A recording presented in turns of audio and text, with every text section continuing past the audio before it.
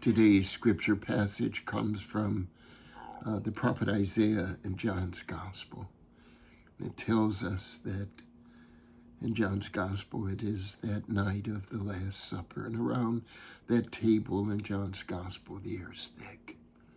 Jesus is surrounded by his friends, and yet he's deeply troubled because one of them is about to hand him over.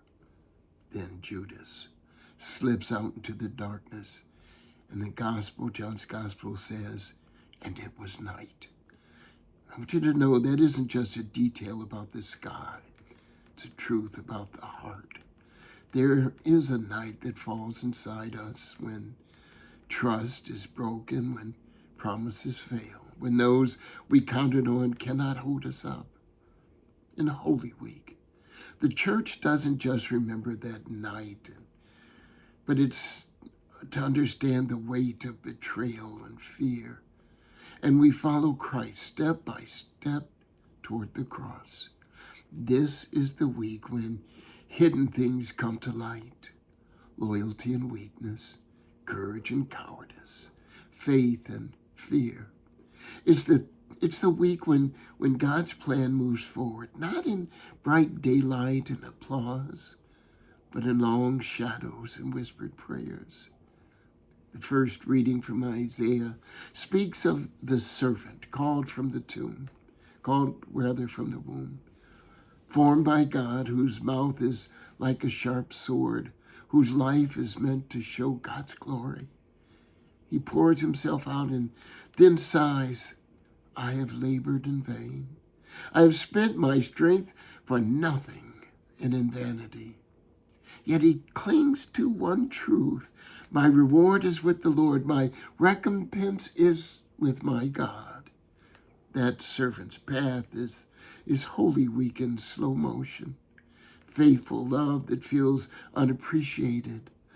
Steady work if that looks like it's going nowhere. A mission that seems too heavy for one pair of shoulders. Jesus takes that servant's calling and lives it to the fullest. At the table, he has poured himself into these disciples, teaching and healing, walking dirty and dusty roads with them. Now he faces betrayal from them, from the one who will deny him, from the one who betrays him, the one who doubts him, confusion from all the rest. By human standards, his ministry looks fragile, ready to fall apart. Yet he speaks a different word. He says, now is the Son of Man glorified. In the very moment when everything looks like failure, he calls it glory. That's Holy Week.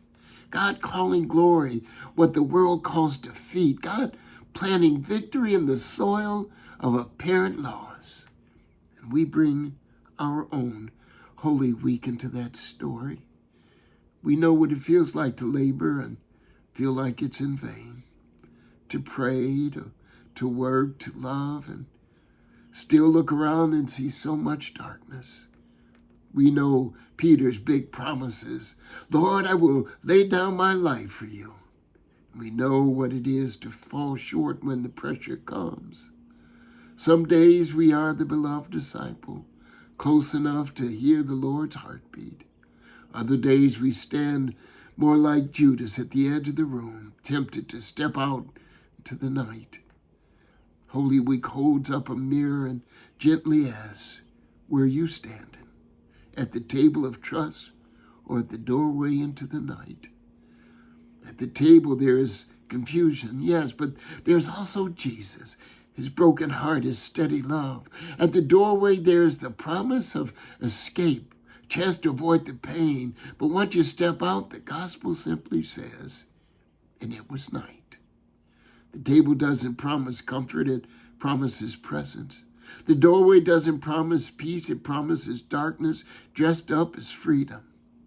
So as this Holy Week unfolds, with its shadows and its hope, we stand with the servant who kept trusting, with the Lord who kept loving even when it hurt. We bring our tiredness, our doubts, our half-kept promises, We lay them on that table like a child rising to a new day.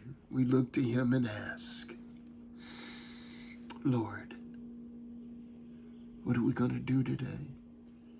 Lord, what are we going to do today? We're going to stay at the table, go out into the night. Lord, I'm staying at